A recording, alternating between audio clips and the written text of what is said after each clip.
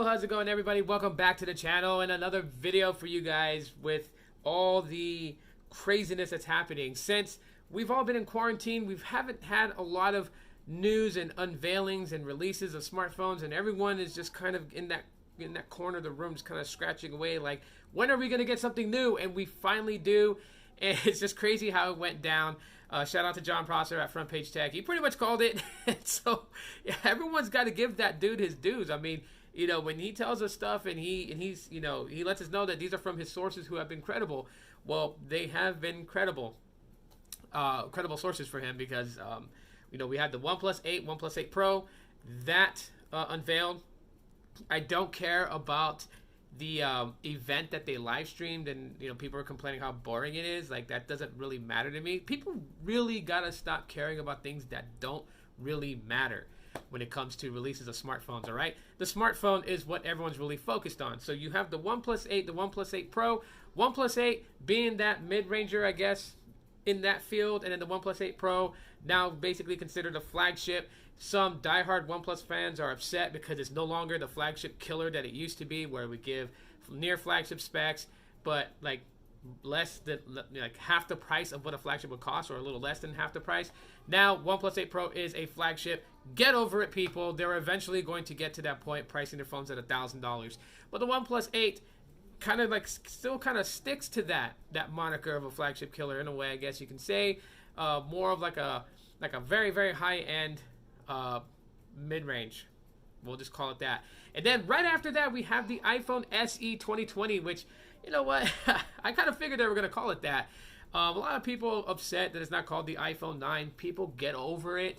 The phone is here, and everything that's been leaked about it, having the A13 Bionic chip and having much more up-to-date specs, and that's originally what the iPhone SE was. I mean, you guys gotta remember, when this design was the current design of iPhones, the SE, the first one to do it, paid homage back to the iPhone 5S. And that's what it was.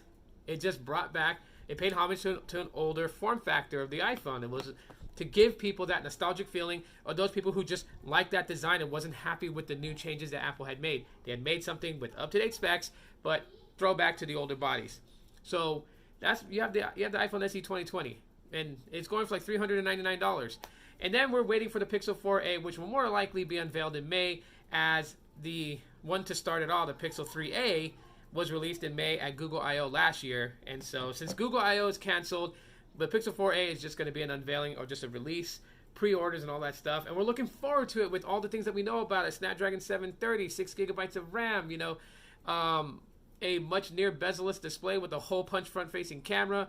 And then, of course, you have that square module in the back, but obviously it only houses one camera sensor, a 12.2 megapixel camera with flash. So, but the goal here with the Pixel 4a is to build a Pixel device that is budget, but mid-range in that level. And yes, while, you know, people are already starting to size up these devices against each other, the OnePlus 8, the iPhone SE 2020, and the Pixel 4a, of course, the Pixel 4a is going to be made out of polycarbonate plastic again, so it's not going to have premium feeling materials that everyone so loves to complain about. And why can't people just really just boil it down to user experience? Why is everything got to be nitpicking?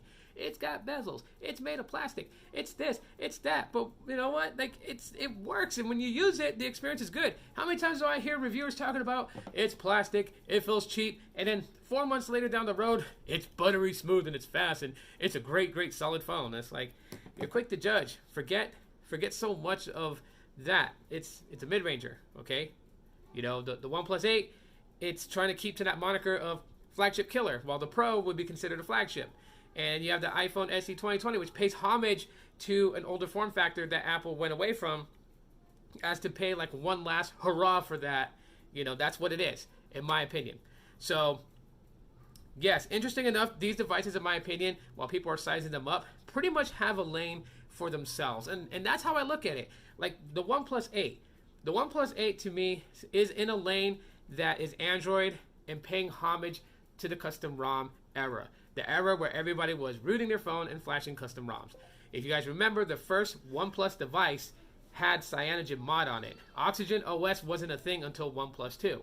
And so even though Oxygen OS is still near stock Android, it kind of like incorporates that feeling of flashing a custom ROM on your Android device. And then you got the Pixel 4a, which runs stock Android. This whole little Pixel skin on top of it, it's not a Pixel skin, it's a Pixel launcher, and that's just basically all it is. It's stock Android. And it keeps it at that. It doesn't try to overdo it being overly flashy with pop-up cameras and, you know, do this gesture on the screen and it opens up this app, and that app. It doesn't do none of that. It's just Android, stock vanilla Android at its best. And it's going to perform the way that it should perform without all the extra BS involved in it. That's the Pixel 4a. And then you got the iPhone SE 2020, which again pays homage back to the older form factors of Apple, iOS. And the great thing about these devices, even though they are priced differently, they're still kind of keeping the price down, you know, for what they have. So shouts out to all that. I'll probably do individual videos about the OnePlus 8, the Pixel 4a, and the iPhone SE. But, and even killer news is that we're already hearing that the Pixel 6 will have its own processing chip. Now, if you guys saw my last video where I was talking about, you know, the codename Whitechapel, which was Google working in tandem with Samsung to building its own processing chips, something that is needed to kind of help the Pixel move. Now, other publications are talking about that Apple's in trouble. I hate when people try to predetermine things like that. We don't know, because we don't know how well this processing chip is going to be. While we can think it's going to be great because Google has done things with the AI neural processing chip that it has, doesn't mean that it's going to be the same thing for its own processing chip. It could have flaws. The very first generation could have a bunch of flaws. It could run the same as a MediaTek processor. Who knows? We don't know yet until we actually finally get to use the thing. And just because if it doesn't come out good doesn't mean it's always going to be bad. It just means that Google's just got to play around with it a little bit more. The same with the Pixel devices. Everyone gives, you know, Google such a hard time about the Pixels and always kind of compares it to the iPhone. But remember, Apple's been building its own hardware for a long time. Since the release of the first iPhone in 2007, we're already in 2020, okay? The Pixel launched, what, 2015 or 2016? That's not that long. So Google still got a ways to go with its smartphone. It's got a ways to go with its processing chip. However, if Google nails this in the bag with their Whitechapel, then yeah, it's going to be trouble for not just Apple alone, but even Samsung and other, because Samsung builds its own chip. The Exynos processor is Samsung's. LG, Motorola, they don't build their own chips. So yeah, it's gonna force the industry to start really kind of going all in with their hardware and not just certain aspects of it. But more to come about the Pixel 6 when they leak more information about that. And it's kind of crazy. We get info about the Pixel 6 now, and the Pixel 5 hasn't even dropped. So let me know what you guys think in the comment section of the video of all these different parts. If you guys enjoyed the video, smash the like button or hit the heart, whichever platform you're watching this on.